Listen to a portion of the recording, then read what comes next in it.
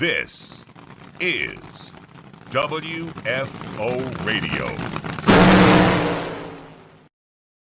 Hey, everybody. Joe Castello back with you. WFO, getting ready for the DENSO Big Go, the U.S. Nationals. Next weekend, but just because it's a couple weeks out doesn't mean it's not too soon to get into it and dive into it. We got some great racers on this show. Everybody knows, if you've been following WFO Radio podcast for many years, that the pre-Gainesville, pre-Indy podcasts were typically like 4-hour extravaganzas.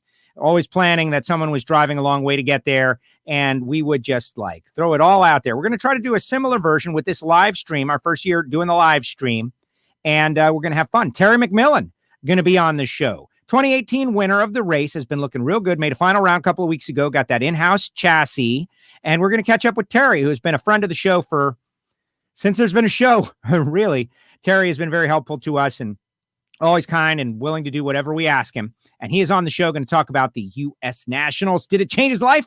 We're going to ask him in a second from now. Also, you know that if you go to the track and you dive into the Lucas Oil Series pits, you're going to find some of the most diehard people in the competition eliminator pits. Comp eliminator, category that's near and dear to my heart. As much as I get in and dive in and try to understand the tech side, it's most amazing category in drag racing. Perhaps we're going to speak with a competition eliminator racer at Nickens Power, talking about Ed Federkeil, who is my neighbor and a longtime friend, drives for Strutmasters, going to be out there in B altered automatic. And he's going to talk about comp, and he's got a really quick and fast hot rod. So he's got a shot to win the DENSO U.S. Nationals. Fast Eddie going to be on the show. And it's all good friends of mine on this show. Nate Van Wagnen, the editor-in-chief of Drag Illustrated, is going to be on the show. And Nate, you've read a lot of his work, but do you know Nate? And that's the thing. You got to know Nate. Nate is, we're going to turn the tables. Nate is always doing interviews with drag racers and getting the story of people out there. Even me has written some of the best stories about WFO radio that have been out there, Nate, because I've known Nate since he was a young guy trying to fight his way in. And now he has done such a great job. Editor, Drag Illustrated. We're going to get to know Nate on this show and connect with Nate. Now, Terry's just a couple seconds away. I do want to name check the people who literally make it possible for WFO Radio to be on the air. Talking about Total Seal Piston Rings, the leader in ring seal technology, TotalSeal.com. Got a brand new episode of Hidden Horsepower out. As we speak, it's out. Apple Podcast, Spotify, Tom Martino telling stories about Bill Grumpy Jenkins and Bob Glidden and Warren Johnson, all kinds of great stuff. But it's really just a way of educating you about the extreme high-tech nature of Total Seal Piston Rings. From stock eliminator to Formula One technology, they have got it. Go to TotalSeal.com, brand new website, to find out more information. Also, samtech.edu. There will be a brand new episode of Factory Stock Podcast out very soon. Let's just say very soon. Chris Holbrook, Kevin Skinner, and Aaron Stanfield all going to be on the show. Is Chris Holbrook even going to be at the race? All of that is going to be answered on the samtech.edu Factory Stock Podcast. That's going to drop real soon. What's the point? The next generation of mechanics, of crew chiefs, of EFI tuners. And I know there's a lot of schools out there. Samtech supports WFO Radio. We really appreciate them. And Frank Hawley's Drag Racing School, the Dragster Adventure, frankhawley.com. You can drive a dragster. You can become a champion racer. You can just go on a thrill of a lifetime. frankhawley.com. And finally, Rodax Coffee and Grills.com. Marvin Rodak, who, when Dallas rolls around, there was a time that we would have like the Rodax party where we would get together at Rodax and grill and eat and drink coffee. And guess who was there hanging with me? Terry McMillen. So we'll ask Terry about that just seconds from now. These are the people who support WFO Radio. I also encourage you to go to nitrofishracing.com, pick up a WFO shirt, promo code WFO20. If you stick around long enough, I'll tell you how to get some free stickers and even a WFO Radio face covering on the show. And remember, you can get your Lagana Strong shirts supporting Dom. We always fly the Nitro Ninja in the right-hand corner for Dominic Lagana, a great friend who is obviously having a tough go of it right now. I hope that everybody is wearing their Nitro Ninja Dominic Lagana Strong shirts at the Big Go. But now, a guy who has won the Big Go, a guy who will be at the Big Go, and a guy who does a great job, Mr. Terry McMillen, joining us now. Terry, how are you? Hey, I'm doing great. How are you doing?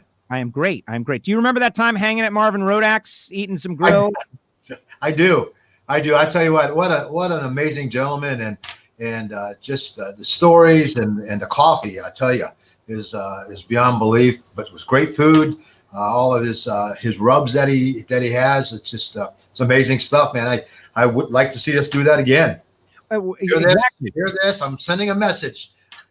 Yeah, Marvin, he's out there watching. You know what? When you guys were there, I got there late because we were running at the track. This is 2 years ago. And to see you and Jim there, it made me feel great because he's such a hardcore drag racer. We talk about the coffee and everything, but to see you guys there, but I was surprised, like, man, Terry McMillen showing up, like, that's hardcore, Terry. You showed up at an event and it was great. And I really appreciate it. Yeah, he's a super guy, and it was just a great time. And I think the year following that, we went ahead and we put his decal on the side of the race car, and he literally teared up once we did that. Couldn't believe we would do that, but just a great gentleman, and he's just always taking care of us. And all I can say is kudos for what you do, because we love it. That is great stuff. All right, so a lot to speak with you about. The calm before the storm in the U.S. Nationals is coming. There's some testing ongoing. You're not testing. You guys went to a final. You got that new in-house chassis. Give us the lay of the land of where you think your team is at. Looks like that chassis is working. It really is. It's we've only had a handful of runs on the chassis, but it did get us to the final round. Indy 3, Indy 2. We lost in the semifinals. So the car has definitely turned the corner, and I think Rob's got a really good handle on what the car needs, and because it's totally different than what any other chassis we've had needed to make the car move and to get through the shakes area and things like that. So, it's just a compliment to Rob Wendland and the entire team for putting that hot rod together. But it's smooth, it's fast, and man, you hit the gas and that thing, first move is absolutely forward, and it's not winding up, thinking about going, it just charges. And so it's going to give us a lot of good opportunities down the road. Certainly believe that we can win the U.S. Nationals. We're not going in there any other way. We got the hot rod, and right now I think our team has a lot of momentum going. So I'm really pumped up about our opportunities. Now that final round, I hate to bring up negative stuff, but that's the thing about WFO. We attack the good, the bad. You got a great hot rod on that particular round, though. People don't realize, like, staying focused. What was it that caught you off guard? Just a loss of concentration. That's all it really is. It happens. It does. I mean, it does. It shouldn't happen. You drive all the time, but it's just what it is. I can't change it. Can't go back and change it. But I can definitely guarantee that we're going to be on our game in Indy. That's it. Well, it's nice to be able to make a final round with a brand new chassis. Now, I was joking yesterday with Alan Reinhart that you're going to show us the schematics of how you put the chassis together, but that's obviously a joke. But when you think about these dragsters and all the smart people that are working with them, if you were able to come up with some sort of innovation, that's impressive. And there it is, the schematic. Stand by. We're going to zoom in on this. There it is. We are not liars here on WFO Radio. Terry has produced the... I don't want to let you down, Joe. Yes. Word, man. We got to stand up for each other. It reveals the chassis secrets. But to innovate anything in this sport is a big deal. And for you to go out to a final round in one of the first outings, you found something. That's for everybody else to figure out. I'm sure they're all thinking now, but that's what you have to do if you're going to leapfrog the people who are building the other chassis. That's how you get ahead. The one thing about, what Rob really looked at was the safety of the car and how to make it safer. And so, we went to a little more rigid tubing than what we used in the past or what others used. And that made a big difference on the car.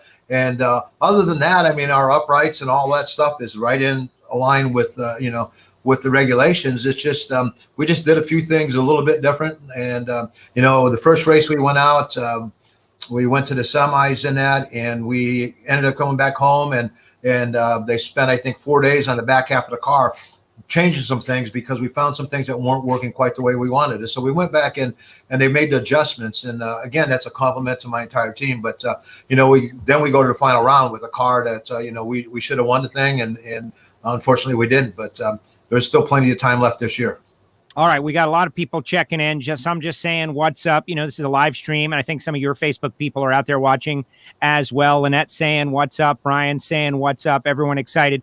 But of course, some questions now about like the chassis and about some details. And where is that one I just had? Wanting to know if it was a slip tube. Like talk about that element. Like there's a lot going on with the chassis. It's not just a ladder made of pipe. Well, you know, it is. There's a lot going on, and you can manipulate things. You know, the rules are pretty stringent of what you can and can't do. But there is some areas that you can look at changing some things, and you know that's what Rob did. He kind of went in there and took advantage of that. You know, we actually our car last year, we ran the entire year with the same front end on it, same front half. Didn't change at all. And so we learned a lot off of that one. So then when they went in to design this car, we added to what we learned from the front half and incorporated it into the back half. And now we have a car that's just stellar. I mean, to look at it, you really can't see the difference, but it's definitely a difference, and it's made the car wake up. It's totally aggressive, and you know, we're not chasing motor angles and things like that to make this thing work. It's pretty amazing.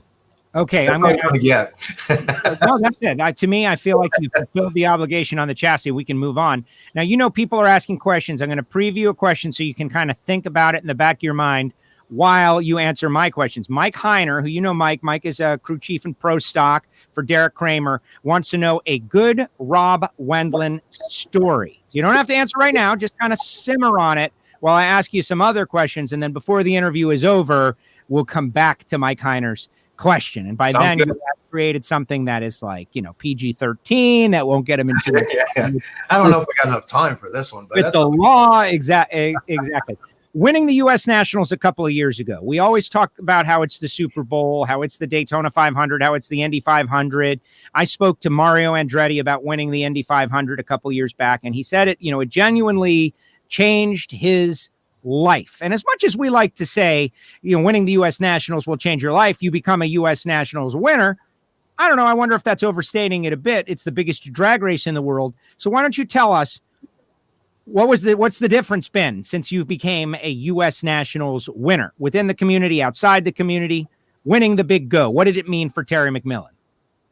It definitely was life-changing. I mean, you know, you look at the list of the people that have raced in drag and NHRA, and you look at the people that have won Indy, and then you look at the people that are top name racers but have never won Indy, you know. And so when you become in that elite group like that, that's really special in itself. But I think that you know, we won Vegas, and that was an amazing day. You know, simply just an amazing day. But when you won Indy, it's like you really feel like you established yourself in the sport of drag racing, because it's the pinnacle of our sport. It's where every race team saves all the pieces and parts and goes into Indy with the brand new stuff, the best of everything to go in there and win that Indy race. And you know, we were just really blessed and fortunate that day. Again, you know, Rob Wendland did an amazing job tuning the car, and the team did a great job of, you know, keeping the car together and nothing falling off of it. So ultimately, it is definitely life-changing. The one thing that, you know,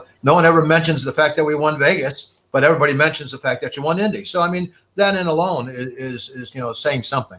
Yes. No, that's an excellent point. You won Indy. There are great racers, historic racers that's their – personally, like, who cares what other people think? That's personally their greatest accomplishment. All right. See, Parker, has Terry ever had, first of all, Parker is one of our Lucas Oil Series racers, a very talented young racer, racing family. Appreciate you watching, Parker.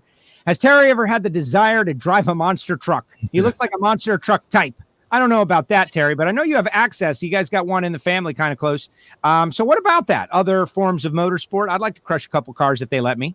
Oh, absolutely. I mean, I think it would be great. You know, JR drives the Amley Exterminator monster truck, and you know, I've had the opportunity to get in that, and probably will at some point. But you know, a few years back, we looked into actually, you know, running drag racing in the off season, and kicked around the opportunity going and trying to run the Monster Jam stuff, and it just didn't pan out. We couldn't get all the money that we needed to do that.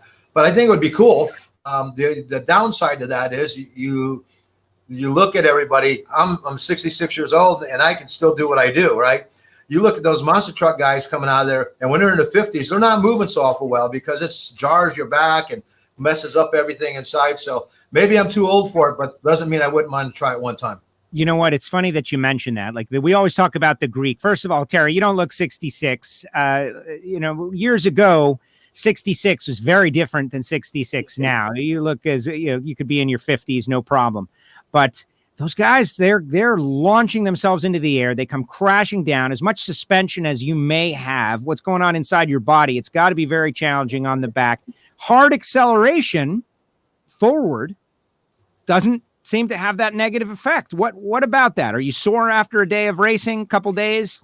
No, not at all. I think, it's just you condition yourself and, by doing what you do. But no, I've never been sore getting out of the car, from racing the car. Even when we had that crash in Houston, I broke the front part of my finger, and that was it. It was the only thing to happen. And, we hit the wall with, tremendous amount of G's and all that, and walked out of the car. I was slow getting out of the car because I was expecting I should be hurt, in my mind. You knew you should be hurt, but it was fine. I mean, we went back to the shop, built a new car, and was out in Atlanta the following weekend. So safety has advanced and will continue to advance. Let's see. Edwin is out there. He says, hey, Mr. McMillen is a very genuine and down-to-earth person. He's definitely a contender for next week and look forward to watching him on NHRA TV. More of a statement. Meanwhile, Marvin Rodak is out there. He wants to know if the backup car is also a new chassis. Do you have two of those things completed and in the trailer? We have 3/4 of the way done is the backup car. We didn't really want to finish that till we were comfortable knowing that we had all the changes done on the one that we're running right now. So it won't take much to get it done. So it's real close. That's great. Speaking of your agedness, Cam and I keep him looking and feeling young, says Corey McMillen, who is out there. That's nice. That cost me $50. No, it did not. They love you, obviously. Corey is somewhere. I was on the mic for that crash, and that was it was just obviously terrible. But that was another big bounce back moment in Terry's career. Like you had a car that was running good right there. That was like one of the first times where you had were looking over the mountain and feeling good about the car, and bang, now you got to put together a new chassis and all of that. I think about your career, how many times that you've been, coming to the point where you felt pretty good about where things were, just to get knocked back down. Persistence beats resistance. A smarter man would have quit a long time ago, and apparently I'm not very smart, but I love what I do. And, we've been blessed. When we wrecked that car, Don Schumacher stepped up and Terry, here's a car. Man, we want to get you back out here. John Forrest came over. So there was a lot of people that helped us get there. And certainly all of the great people, my team, spending the hours it took to get the car put back together was, a testament that it was meant to be here. So, we're very blessed and fortunate to have, the ability to go out and race. And I'm just going to go out there and I'm going to chase the Greeks record, man. That's what I'm going to do. I like that. Good luck. I get you. My money's on the Greek. Yeah, I hear you.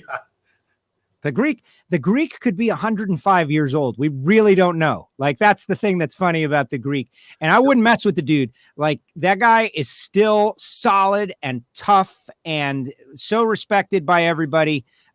Great person to admire. I'll tell you a quick little story. When I was living in Chicago, I used to deliver oil to his race shop.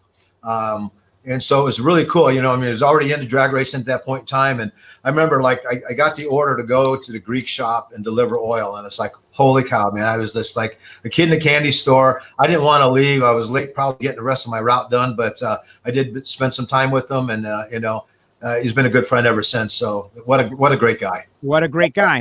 Okay, I'm looking at the point standings now, and Doug is in the lead, and Steve-O is second. And I feel for the Capco team right now, as much as they've dominated the sports, they've got one of their guys in the hospital. I know what happened with Dominic and Richie and those guys. It's great that we got 2 out of 3 out of the hospital, and always hoping and waiting for positive news. Those guys, Billy and Steve, are going to be racing for a higher energy, certainly. Leah has been good. You're right there, 163 points out of the lead in 6th, but just a couple of points out of 4th. Given the nature of the season, every round matters, no countdown, none of that stuff. Is it changing the way you race at all? It's got to be good to know that regardless, you can have a shot at this championship. It isn't changing it because I won't let it. I mean, I want to be, whatever we do, when we get that car started and that thing's running, I want to be the same every time I go up there. I don't want to try to have to create anything.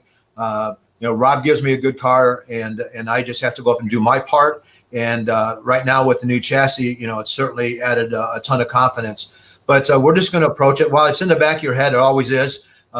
You just can't worry about the numbers at this point in time, not until after the race, and then you can speculate or figure out what you should have done different. But right now, I feel real comfortable with our car, and I feel that before we leave Indy, it's a 1.5 race, so we can make up a lot of ground right there and put ourselves in a pretty good position by going out and winning that thing. And so we have nothing to lose. I mean, just go out there and win it. That's what we got to do.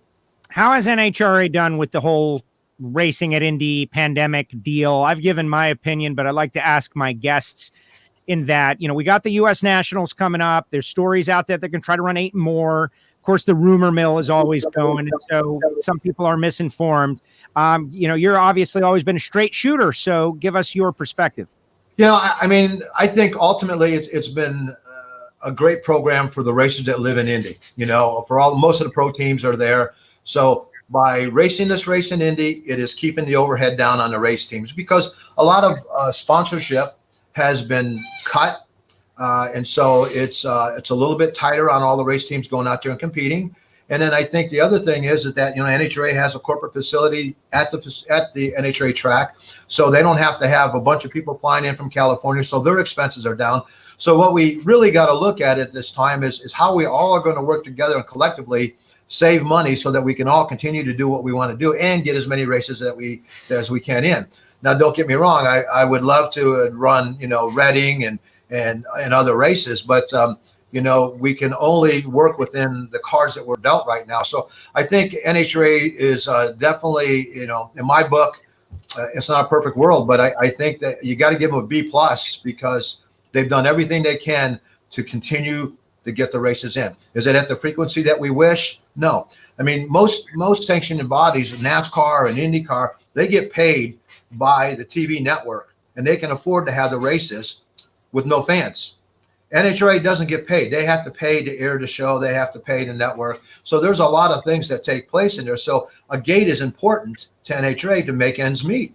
And so I think when you look at what they're trying to do and how they're manipulating all this to make it come together, B+ A all the way. I mean, they're definitely done everything they could do. I like that. And it's been just a crazy scenario from top to bottom, sea to shining sea. Worldwide, we've all been dealing with it. And NHRA drag racing, we've had races. Now, I'll be back for my first race since Phoenix. Obviously, I was in Gainesville when we all got sent home, which was a bit of a bummer. You and I saw each other there. I think we got the customer race in with some Amalie folks. A lot of fun. And then we got sent home. Now we'll be back. And there's going to be more of a show element to this race. This is the DENSO U.S. Nationals. Not that those other Indy races were lesser, but this is the biggest one, and NHRA is trying to treat it that way. What are you guys doing within the rules and the confines of restrictions for the medical? But what are you guys doing to blow this thing up? You know what? We're just really staying focused on what we have to do right now. I think that media-wise, we're doing everything that we can to keep the word up. I mean, it's great having the fans there. The first race we ran at Indy, it was great to be racing, don't get me wrong, but it was really kind of strange with not enough fans there. Normally, you can go through 2,000 or 3,000 hero cards, on a weekend, and all of a sudden, you don't go through 250. And so it's really good to have the fans there embraced, because that's what's made NHRA drag racing so unique, is that our locker room is wide open. Every fan gets to come up and they get to talk to the driver. They get to watch teams work on the car. They get to listen to the warm-ups and all of those things. You don't get that in any other form of motorsports. And so the fan content, to me, is very personal. I have a great following, and I love everybody that shows up to the race, whether they like me or not. I just think it's awesome that they're there, because it's what my sport is. I prefer to go drag racing, and so I support anybody and everybody that comes out to the track. So the second Indy, there was a little more people there, and in Indy 3 there was more people there, and so I'm suspecting that I have to suspect that Indy is going to be huge, and certainly staying within the government guidelines. But I think it's absolutely going to be the best it can be for what it is. I mean, we all are handcuffed in what we can and can't do. I like that. I think that's a good saying. You got another one. Persistence beats resistance, and the best it can be for what it is. I like it. All right, Terry, I appreciate you coming on the show. Back to Mike Heiner's question, a good Rob Wendland story, and then we'll let you jet on out. Well, Rob's a great guy, and anybody that really knows Rob, he's a class act. There's been a couple times that, when things don't go according to plan, that he wears his feelings on his sleeves, and it's just it's awesome because he's just so passionate about what he does.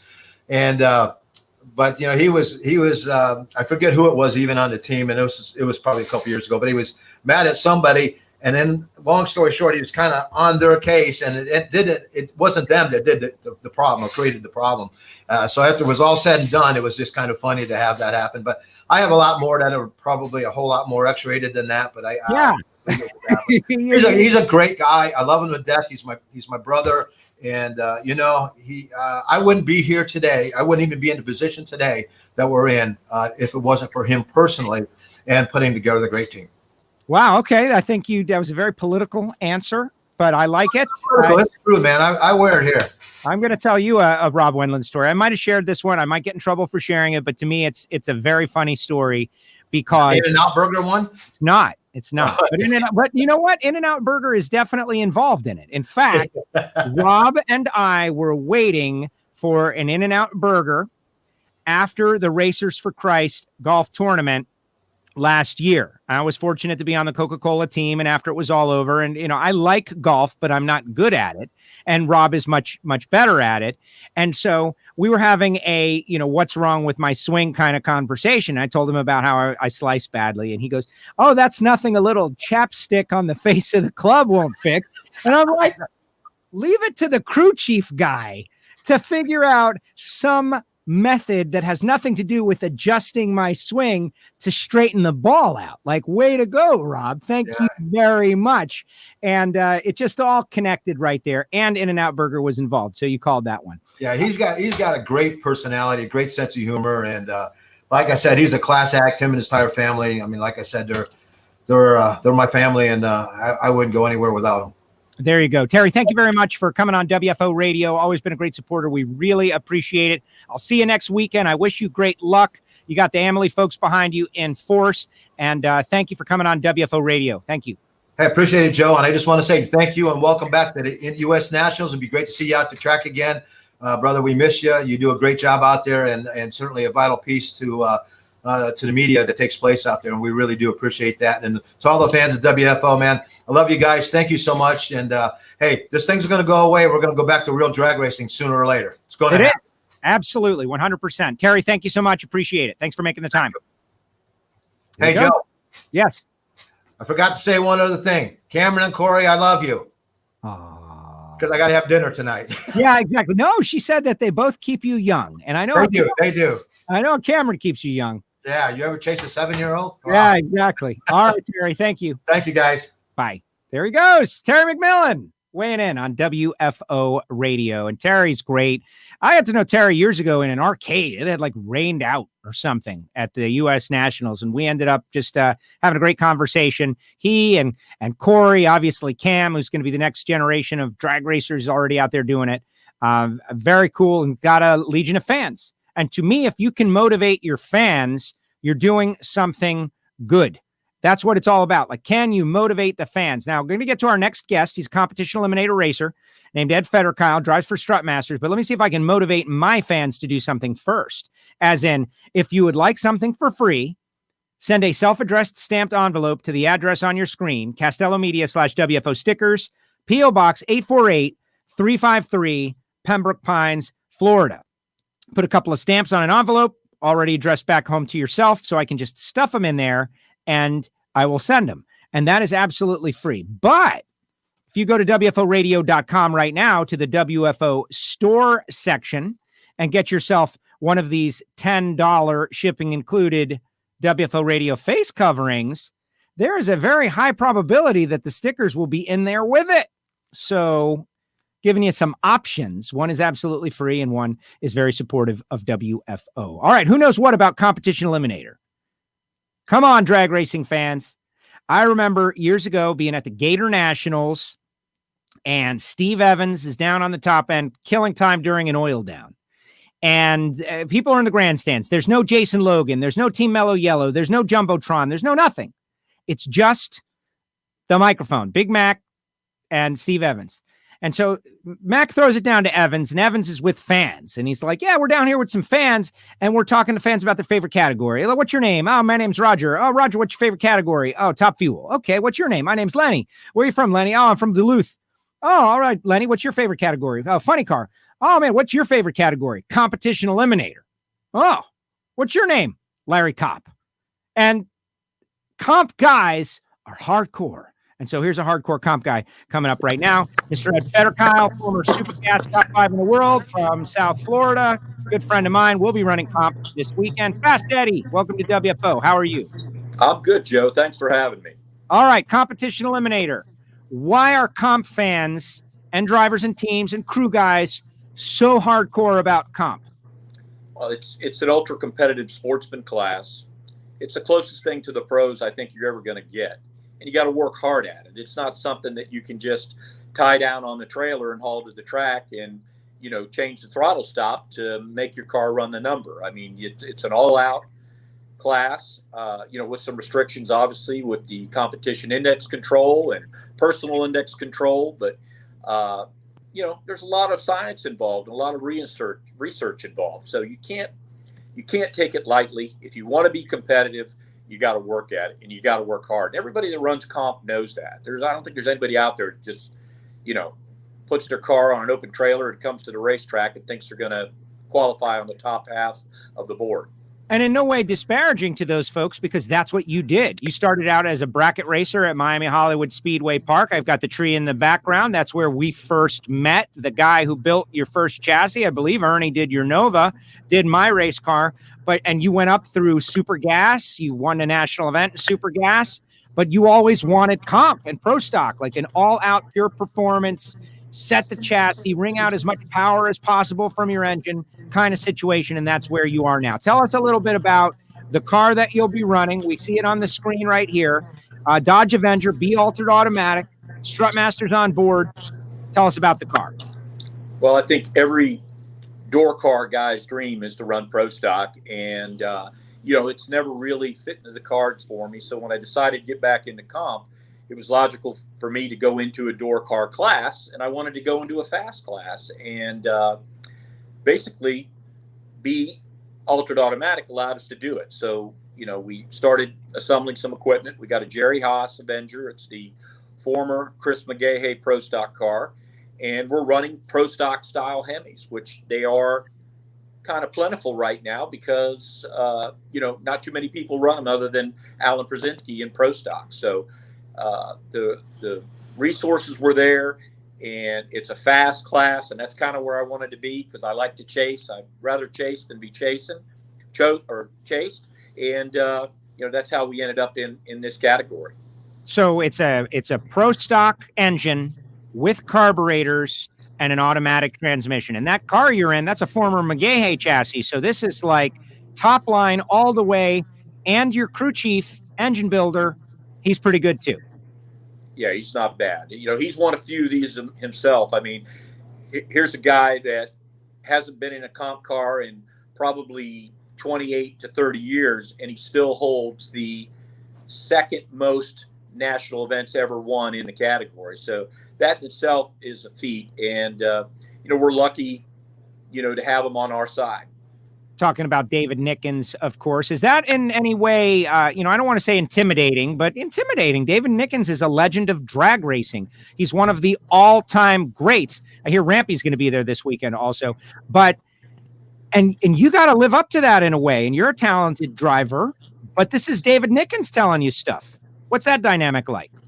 Well, we've been friends a long, long, long time. So the dynamic's not as complicated as you would think, but between him and Mike Sullivan, they can be pretty hard on a driver, let me tell you. And if you don't have thick skin, if I didn't have 33 years at the kitchen table in the firehouse, it's not for the weak at heart having those guys basically critiquing what you do. I can imagine. And you're tough on yourself, though. Like when things go wrong and you spend some time away from drag racing. For those that are podcast listeners, I know we got a lot of new people on the live stream, but Ed told his whole story, basically loved drag racing, but then realized I'm going to focus on my career, started a business, then retired from the firehouse, and is now, this is it. This is the life dream now, a chance to go out and maybe win the U.S. Nationals in competition eliminator, Ed. And you got the hot rod to do it right now. Very fortunate. We got a really, really good race car. David reconfigured our combination. We were running the 500-inch stuff because it was already built and done, and ended up de-stroking it, making it smaller so we could take some weight out of the car. The dyno liked it, the car likes it, and I like it. That is great. Now, you got a post up here. I don't know exactly who it's from, but Love Strutmasters has stepped up to continue so many racers. Let's talk about that. Strutmasters is on a lot of cars out there. I think about Scotty and Susan Polachek, and they were done. They were done. Suze told me. She's like, man, we're done. And they went to Chip, and they got back on board. Your situation is pretty similar, and you can that beep is not annoying anybody. Don't worry about it. Well, very similar. I actually met Chip Lofton, the owner of Strutmasters, the founder of Strutmasters, at a trade show. Some of the viewers may not know, but I also own a truck and automotive accessory business that we do upfitting for car dealerships. We have a retail store, and we do a lot of suspension work, a lot of lifts, a lot of lowering. And Strutmasters has very unique products that are probably the best I've ever seen in the industry. And we saw a place for it in our business, and we started a dialogue. And initially, what we talked about is he wanted to come down, visit our facility, and we were going to run the baby gators and then come down between the gators and the baby gators. And Chip was going to come down. We were going to spend some time, talk about some business, and then go back up for the Gator Nationals. But what ended up happening was we ended up not having the funding to make the race. So I told Chip, hey, my schedule's open now. Come whenever you want. And he says, you're not going to the race? I said, no, I really can't. I says, I need to kind of stick close to home. And he came through for us and kind of changed our whole year because we ended up at the race. We ended up, setting both ends in a national record, runnering up at that event. And, subsequently we lost second round at the Gators to the eventual winner, but it got us back to the racetrack, and I'm forever grateful for that. That is excellent. That is a great story. And now Chip is I got 100 stories from people and a couple of my own direct stories about Chip who have done great things. Bobby Bennett says we're live on competitionplus.com. Way to go. Welcome, competitionplus.com viewers. Bobby Bennett, very helpful. You know who's out there? Corey Kramer, our great mutual friend, is watching out there. Corey Power. And you know what? When you started talking about you own a truck business, I immediately thought, and I disappeared, right? Like when this happens, when I disappear, it's one of two things. Either the guest is saying something super interesting or I'm going to do something. And I immediately started to go search for one of your classic California Custom Sport Trucks commercials that you've been recently putting back on Facebook. And we got the best is yet to come, Joe. Oh my gosh. You're lucky I didn't find it though. You're lucky I couldn't find it. And it'll just have to be floating out there. But Corey is connected. And of course, Ed used to have these amazing supermodels in the commercials. He's a marketer. That's for sure. All right, Ed, driving the car, U.S. Nationals, being up there, a little bit of a break, getting your game face on to go up against the best of the best with their best at their best. That's a vicious brew right there. Explain it. And Ed is getting a phone call as we speak, but he will be back momentarily. I'm back. They're being their best at their best. We don't see you just yet, but we hear you. So maybe I push you back out and you come right back in. Okay. Now, because that's what happens when the a phone call comes in. And we've tried to figure this out. But if you put it on Do Not Disturb, if your favorites list calls you, it goes right through. And I think it is the smallest thing. Let's see what Jim Norris says. Larry Morgan ran that same combo in one of his old cars for a while. It was a car he sold to Eugene Kelly. Look at Jim Norris, hardcore comp fan. Yes, competition eliminator fans are die hard. And just like that, he's back. All right, being your best when everybody else is at their best and everything's on the line. Next weekend's Big Go. Give us your pre-race attitude. Well, we weren't planning to have the truck leave the shop until probably tomorrow or Friday. And as you know, my operation is based out of David's shop in Conroe, Texas, and they're fixing to get some weather. So, our reliable 25-year crew guy, Fast Freddie North, flew out at a last minute Sunday night, finished up some minor details, and headed that way. He's probably close to Indiana right now because we wanted to make sure we didn't get stuck, not get to the race. But there's weather. There's weather coming in. Yeah, we got a fast car, and as long as I can do my job, I think we have a shot. And that's what it all boils down to. We got some of the best equipment, the best minds in drag racing that help us set the car up and make the calls on it. And if I can be on time and drive the finish line good, we got as good a shot as anybody. Are you willing to destroy the index to win the U.S. Nationals? I refuse to answer that on the grounds it may incriminate. Okay. Take the fifth on it. That makes perfect sense. Because we are in a position. I know you are. For that to happen. I know you are. I've already taken 3 personal this year that I shouldn't have taken, and I was sick for like a month after that because every time I got on the phone, with somebody, they reminded me of that. Got it. Now, listen, so we had to work a little harder to make that 300 up, but we made it up and then some with the new combination. Very exciting. Strutmaster's on board. Can't wait to see you back out there. There he is, Fast Eddie Federkeil, South Florida local racer who has done great things, and I wish you the best of luck. Ed, thanks for coming on WFO Radio. Yeah. I'll see you next weekend, and thank you. One last thing I'd like to say, because one of the things we didn't touch on, some of these products that Strutmaster makes is perfect for our guys that are using dualies and trucks like that to tow their race car trailers, whether it's a tag or a fifth wheel. Chip has developed some incredible stuff that it really makes towing better, and you can manage the load. And even RVers, people that like to camp, it's absolutely incredible, and it's definitely worth taking a look at. I really appreciate you having me on the show, and I did save the space for you at the table at St. Elmo's. Oh, well, everybody knows how much I hate St. Elmo's. You hate it, Joe. I know, it's the worst, but I'll give them another chance, though. That's what I always say. I'm always eager to give them another opportunity to win me over. Ed, thank you very much. I'll take you up on that. We'll see you in all right, brother. Take care. Later. There he goes. Fast Eddie Federkeil with us on WFO Radio. Way to go, Ed. Yeah, I like the response to my index question. It was like, index question. He's going to crush it. Yeah, he's going to crush it. He's willing to crush it. Comp eliminator. There was Mike Heiner. Dave Miller saying Lagana strong, of course. Steve is out there. What's up, Steve? And all you people on WFO Radio who are watching, I encourage you to subscribe to the podcast, write us a review. Podcast is audio only. Everything you hear here is the podcast listeners get this too. But they get some extra stuff because there are people who just like to listen. Let's face it. They can't just be staring at a screen all the time. But if we didn't stare at a screen, we wouldn't get to see cool things like Fast Eddie's, Wally's, etc. Next guest. Speaking of different formats for consuming drag racing related content, I guess this live stream thing is the newest, latest, greatest, etc. Then the podcast, very cutting edge. But the magazines out there, I am still a big believer in the magazines. Like, I am not this type of person who says just because we have digital, we shouldn't stop writing things down. We got to write things down.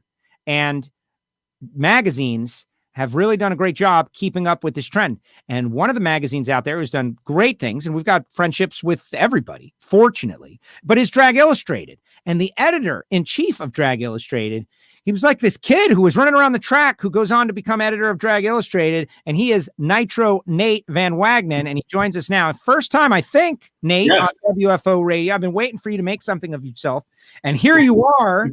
You've done great things, and Drag Illustrated has never looked better, and you're doing great stuff. And how are you, first and foremost? I'm doing well. Getting ready to head out to a PDRA race this weekend, and then the U.S. Nationals next weekend. So things are going good. That is great. PDRA, home for racers, right? A sanctioning body that it's like racers are there. They have a great time. They've got all kinds of interesting categories. You've been heavily involved. Drag Illustrated covers it all, but I want to know more about you than necessarily the racing, because I think it's always important to have a connection and understanding. Bobby Bennett's been watching to who are these people who are working in drag racing and creating the media that we all enjoy. So tell us your story. How did you get started off in this?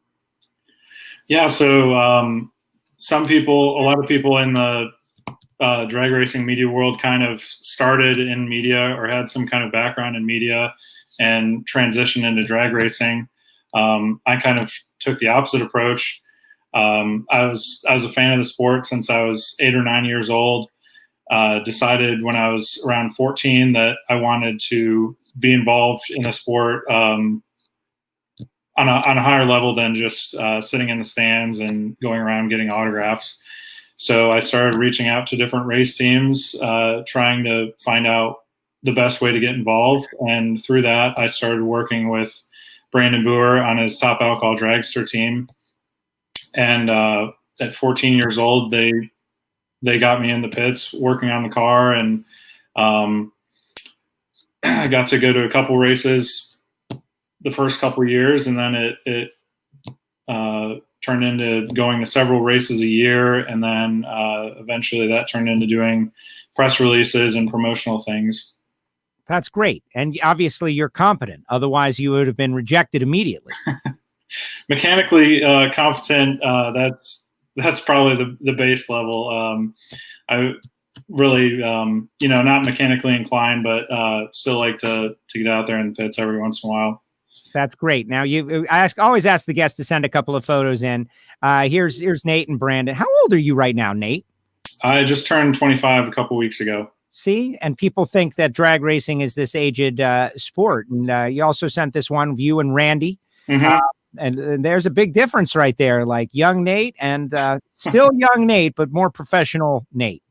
Yeah. It's been pretty cool. I was 14 when I got started in this. So 10 years now, it's been a pretty wild ride. That is amazing. That's amazing. But it's good though. And that's what we need. Like we've got to have like new blood, fresh energy, people to come who have passion, and that's what you've got. And you've brought it to Drag Illustrated, an area that like a business that didn't need additional passion. You got Wes over there. What's that like? Yeah, it's like you said, Wes definitely leads with a lot of passion. He always whether it's coming up with new ideas or making sure that that we have everything we need to execute those ideas.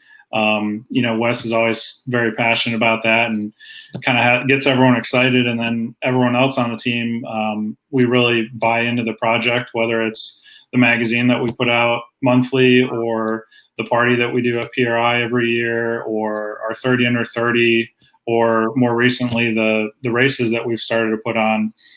We're all very passionate about what we do. And I think that shows in the end result.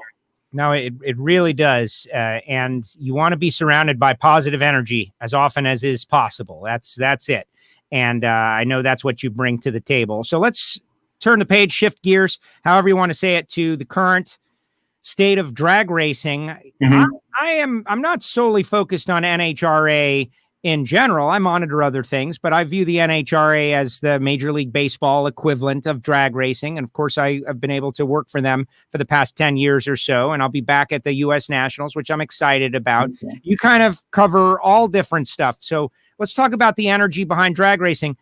Pandemic notwithstanding, I think that everybody is dealing with that in our own way. The drag racers are fortunate that we've got this outdoor sport where we're kind of solitary anyway, right? The reason I got into drag racing is because I don't want to be on somebody's football team and and don't weigh anything. But what is your thought about the way this the sport is right now and how we've handled all this?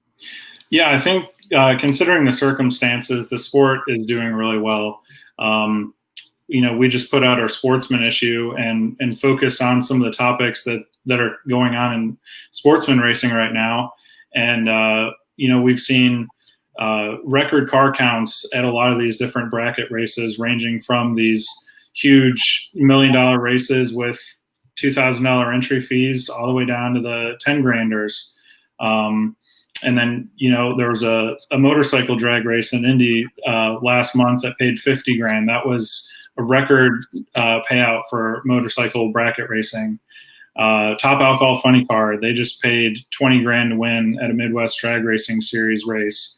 So, there's still a lot of big things going on in sports and racing. Everyone isn't laying low like maybe some other sports are doing, some of the sports that rely on a spectator base. And that's one area where, sports and racing, they don't rely on the spectator gate entry fees. So, they're participant driven. So, looking past some of the higher level classes, drag racing is really healthy right now, I think. Right, people like to play with their cars. They like to have fun. It's even working on it in a critical, difficult situation. It's still a positive experience. It's an obstacle to overcome. Just talking with Ed Federkeil, comp eliminator racer. He's got all these different elements. He wants to challenge himself. And that's a good thing. And that's really what drag racing is about, challenging yourself to go beat all these other people. Yeah, that's a big part of it. And with some of these sportsman events, it's not just about the money for these guys. They get to go to the track and make laps in their race car. They go to these races 4 or 5 days long, but they're going to run a different race each day, and they're going to make multiple laps a day. And when we have this pandemic going on, that's a great escape for a lot of people.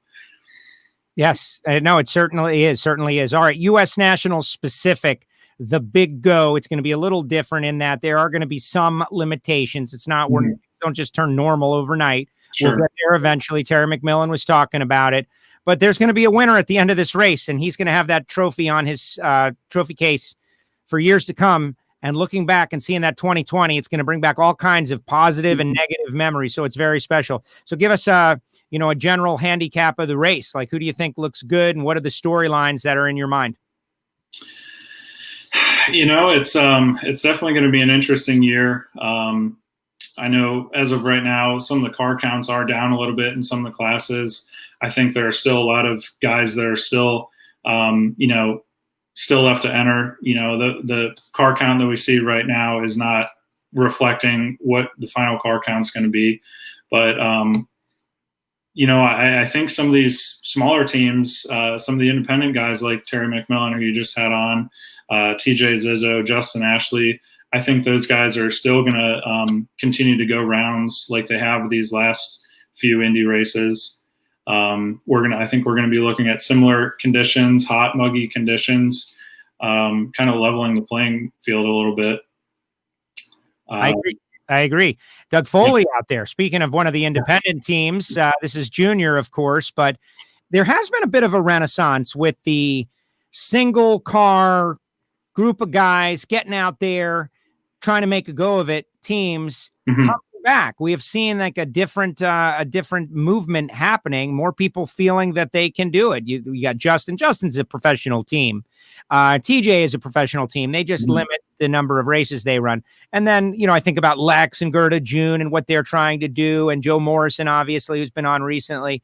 Speak on that a little bit, in that there is a movement of people who are trying to give Top Fuel as an independent a go. Yeah. There's still a draw to competing in NHRA Top Fuel and funny car racing. Like Doug Foley, for example, he stepped away from the class 10 years ago, and 10 years later, it's still something that he's very drawn to, and he's worked very hard to get back to racing in the class, a class that's probably a lot more competitive and a little more technologically advanced than it was 10 years ago. And then you have the guys like TJ. Like you said, he only runs a couple races a year, a few races here and there, but they give it their all, and definitely give the big guys a run for their money. Yeah, that's going to be interesting to see those two in the final round. And we're doing a happy hour show on Friday, like it's a big pre-race party. You're welcome to jump back on, by the way, on Friday if you want.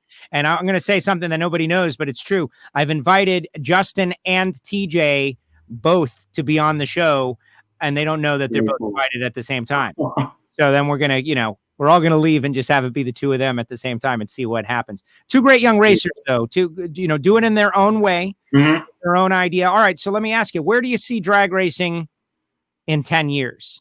Your thoughts as someone who is 25. I hope you want to be doing this when you're 35 and 45. I'm 47. You got a long way to go.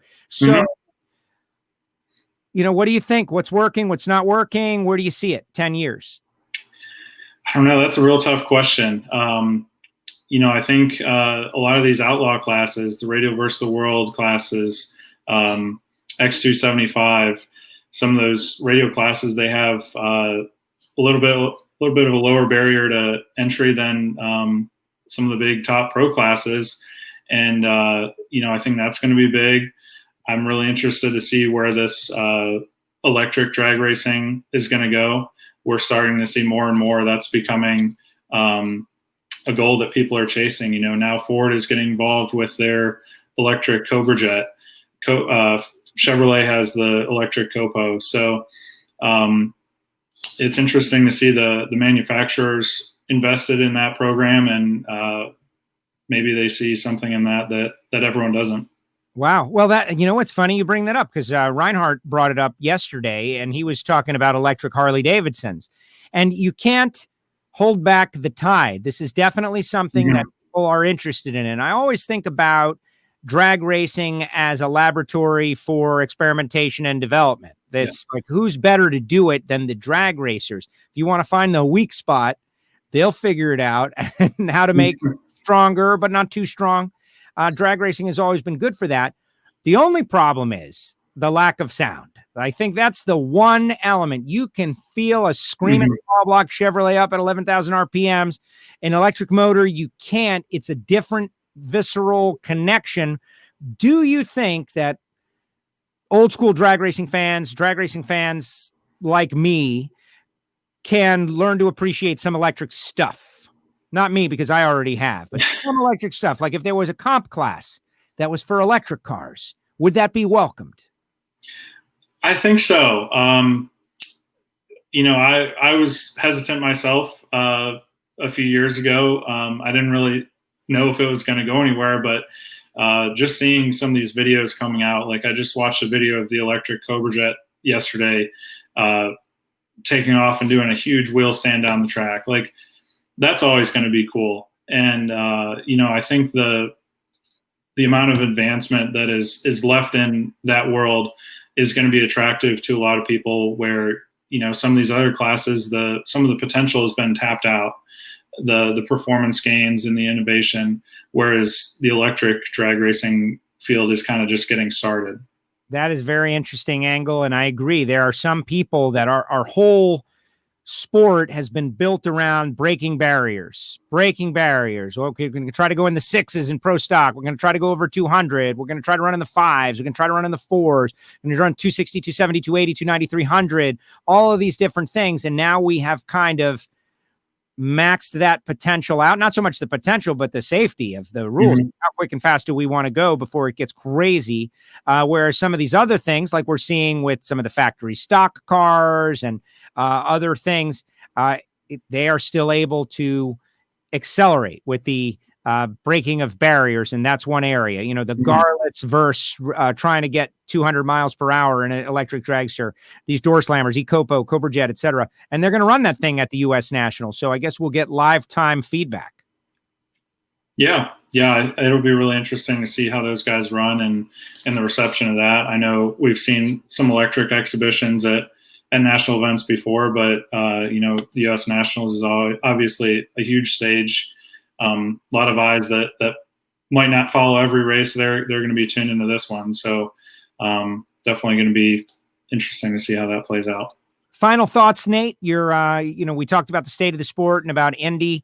Just this is my first race back since your race. I was down at the Illustrated race, and that was really unique. I would adopt the driver chip pull immediately for something. Like, I don't know what, but we've got to get that out there so people can see what that was. You guys did a great job for that. Pro Stock is loaded, got like 22 cars already on the entry list, young drivers, all. Is there something, you have the magazine, obviously, and editorials that you can write, but is there something out there that you'd like to see happen to improve the state of drag racing here as we get ready to go into our biggest race? I don't know. That's really tough to say. Like you mentioned, some of the younger guys out there, inside joke there. Some of the younger guys out there, like Troy Coughlin Jr., I'd really like to see him get his first win here pretty soon. Seeing him in the final round with Jag at the last Indy race, that was really awesome. I'd like to see him continue to do well, and some of these other younger second or third generation drivers that are racing in Pro Stock this year, like Aaron Stanfield, Kyle Koretsky, TJ. I think that's great for the sport. This, Pro Stock has been seen for a little while as a class for the older guys, the factory hot rod, naturally aspirated guys. But it's obvious that it's still a draw for a lot of the young guys. So hopefully that continues as well. Love the category. Pro Stock is just so close to my heart. I mean, I love supercharged alcohol. I love everything. That's why I do this. But when push comes to shove, man, I love me some factory hot rods. Nate, great job. Thank you so much for coming on WFO Radio. Thanks for having me. It's been very helpful to me and the show over the years. Little stuff, big stuff otherwise.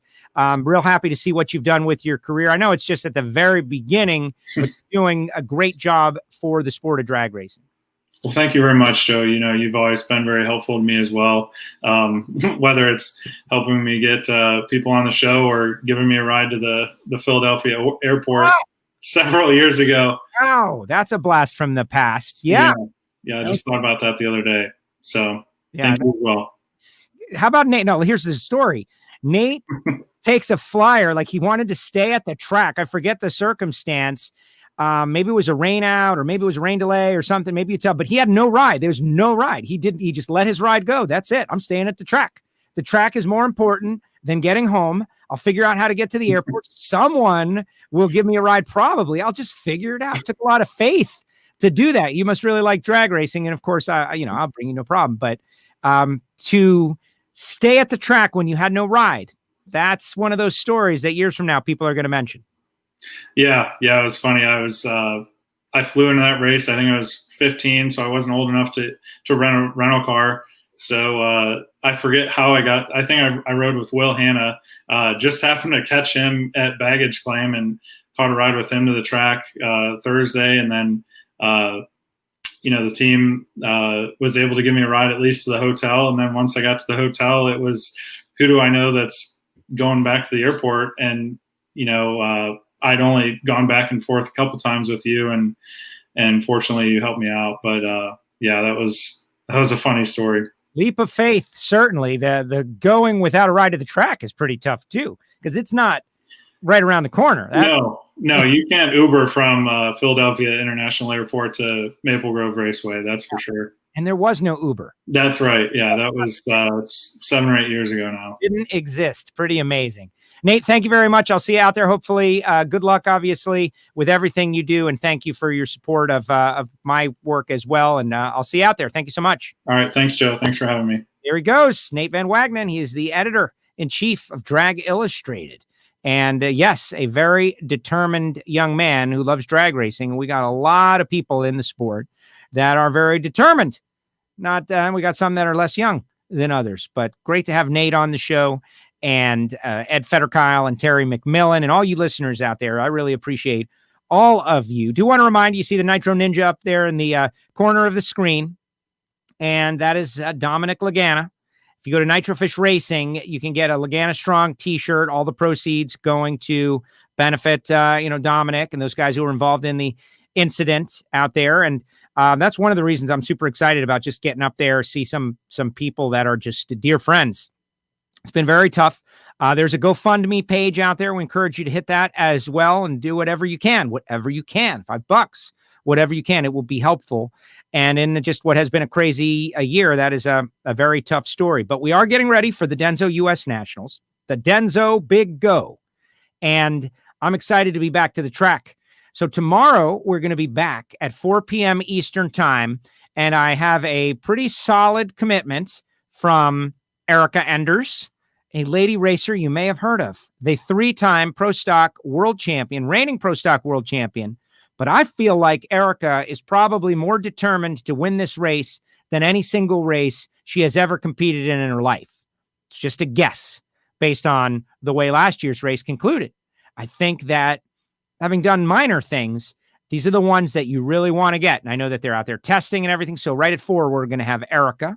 Jason Scruggs looking to be on the show. As we get ready for the big Pro Mod final round, we're going to have a first-time winner. Chad Green is going to be on Friday on our happy hour pre-race party, also at 4. So 4 o'clock the next couple of nights here on WFO Radio. Put your comments into the comments section, final comments on the show, and I will read them right as we go out. But right now, I do want to mention the people who make it all possible. Like, for instance, the folks at Nitrofish. Someone asked for the promo code WFO20. Don't use that on the Lagana shirts.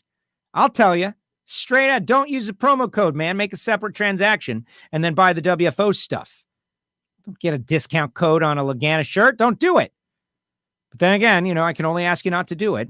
I do want you to get the WFO Radio t-shirt, and that is available at nitrofishracing.com. You can go to WFOradio.com and go to the WFO store and get some stuff. There are direct links. For instance, our face coverings, they are $10, but Randy Lynn has them also at nitrofishracing.com. So you can rock your WFO t-shirt. Also, Marvin Rodak, rodakscoffeeandgrills.com.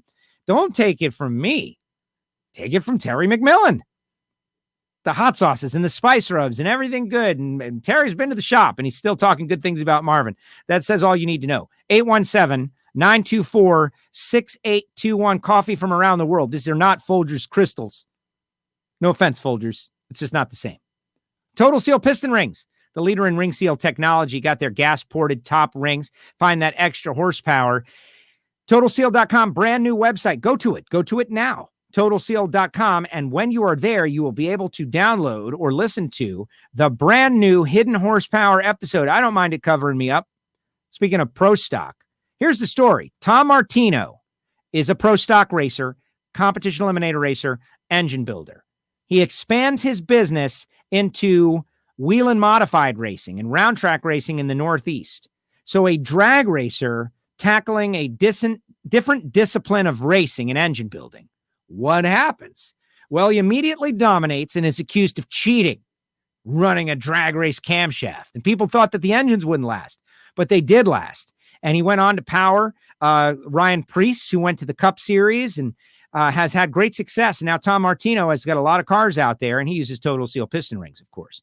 But maybe you're not an engine geek, and you don't care about any of that, but you love the idea of hearing Bill Grumpy Jenkins stories, Bob Glidden stories, and Warren Johnson stories.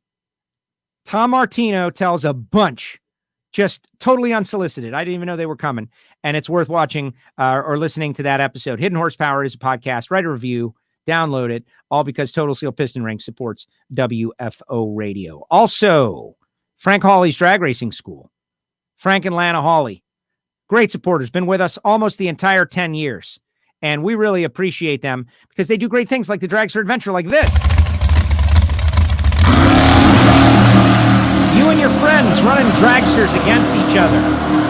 They travel around the country with the Dragster Adventure program. Frank Hawley might be able to get you your Super Comp or Super Gas license, and that's no problem.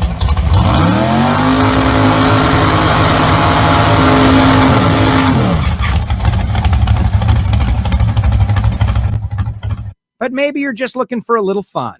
And that's what FrankHawley.com is all about. Go check them out, look at it, tell them you heard about it on WFO Radio. And it's not something you have to do today or tomorrow, but it makes a great gift. And if you want to go with a group of friends, you're not going to have a better time. There's nowhere you're going to have a better time. And I think it's very reasonably priced, honestly. And finally, samtech.edu, the School of Automotive Machinists and Technology. Start your education at full speed. Blockhead, CNC programs, motorsport, EFI tuning. Samtech has got it all. They're approved to train veterans under the GI Bill. So check them out. Samtech.edu this weekend or next weekend. Factory Stock Showdown is back. That's right. Samtech.edu supports our Factory Stock podcast. And the Factory Stock podcast this week is very interesting because the final round that pits Chris Holbrook and Bill Skillman of the first race of the year that happened at the Indy Summer Nationals is scheduled for the Big Go. And Chris Holbrook is going to tell us whether or not they're going to be there. We got Kevin Skinner, the Black Hammer, of course, and Aaron Stanfield, all on the show talking about the latest updates in Factory Stock. That podcast is going to be up and available very soon. So go subscribe right now and write us a review and be ready for it. And Terry mentioned the sticker that was on his Top Fuel dragster. That's what it looks like. Marvin Rodak. Once again, the face coverings, $10. WFO Radio face coverings are just $10 at WFOradio.com. That includes shipping, and there's a good chance you're going to get some WFO Radio stickers in there. As in you are. That means when I say there's a good chance, that means I'm going to stick some stickers in there. So you can get free stickers, or you can just buy the face covering and get a bunch of stuff. Or go to nitrofishracing.com and get them all. The WFO Radio 10th anniversary t-shirt, the podfather of drag racing. 10 years into the going. Pretty amazing. Speaking of that, Friday, we've got who's going to be on? Amanda Busick is going to be on. She's already suggested she's going to pop on. Courtney Enders, Jason Logan, going to pop on. Chad Green is going to be on. Justin Ashley is going to be on. TJ Zizzo is going to be on. It is the pre-race party. Nobody's got anything to do on Saturday except for PDRA racers who are going to be racing. Maybe we'll check in with them as well. But Friday, 4:00, happy hour, pre-race party, Big Go. Be here. Set a notification. All right, let's see what the comments say as we get ready to get up on out of here. Let's see. Scott Malpass says, is it Malpass or Malpass? Like a hall pass? You tell me, Scott. Woohoo! Scruggs. Yeah, reach out to Scruggs. He does not know who I am at all. Not that anybody should be, but it's often we've never communicated, I don't think. And now he's going to his first final round, and I want him on WFO to do the live stream and everything. I'm super excited about it. And that'll be after Erica on Thursday. Monica says, great show, ordered my Lagana shirt. Everybody order a Lagana shirt. WFO shirt can wait. Get a Lagana shirt. Everybody in Indy should have that shirt on. And the Al-Anabi video that went around with everybody from all around the country, it was just amazing. Just amazing. Jeff Bonifield, just reminding himself, what? About downloading Hidden Horsepower? Yes. Never miss a Hidden Horsepower. They are great tech. Yeah, it's over my head half the time, but I can survive. And this coming up episode with Joey Arrington, a NASCAR legend who worked directly with Maurice Petty, said, keep your mouth closed so people don't know how dumb you are. Good advice. Difficult when you're hosting a podcast. I'm doing my best. Let's see. Got to get back in the paint booth. See ya. I'm guessing that's Jerron. I'm just guessing. Jerron Settles, who was on a couple of weeks ago. Jeff, happy hour. Great show as usual. Hall pass. Mall pass. Got it. I knew it. Those little devices to help you survive in the name game. Really appreciate all you folks out there, WFO radio listeners. It has been very challenging for me. Not that, being a drag racing announcer by any means is my full identity, but I love it. And doing this show, I love it. And when the Gator Nationals were canceled, I might not make it back to a drag race ever again. You never know. You never know. And I take that very seriously. Coming out of talk radio, where you can leave work on a Friday and come back on a Monday, and the radio station no longer exists, right? The radio station just no longer exists. It's a totally different building. You're locked out, or a different format. I always assume things are going to go south. And it's been very fortunate. So when I got the call to go back to the National Hot Rod Association for the DENSO Big Go, I'm excited. See our racer friends, see just coolest sport on earth, certainly the most extreme and quickest accelerating. And that's why we're doing extra coverage this week, Wednesday, Thursday, Friday, the happy hour. Next week, we'll be back Tuesday with Reinhardt. And Kevin McKenna is already signed on board. Looks like we're going to have one of the Coletta Motorsports drivers at some point. It's pretty crazy how it is all working out. The WFOradio.com website, if you'd like to subscribe to the podcast, that's the best way to figure it out. There's literally like hundreds of places to get podcasts these days. Our Ignition show is getting a lot of love. Try to make it fun and funny. Fun and funny, and we cover topics and stuff and sports, etc. Miami Dolphins going to try to have 13,000 fans in the stands for their NFL games. That makes me feel good about drag racing. You're going to have 13,000 in a football stadium with a roof on it. Who knows? So good stuff. Really appreciate all you listeners and bringing the show to you each day. We've got sponsors, we've got people, we've got cared about loved ones, all helping out on this show, and you guys are a big part of it. So big thanks to Terry and Corey McMillen for coming on the air, sharing some interesting information, sharing the schematic, the mechanical drawing of the new chassis. I was blown away by the detail.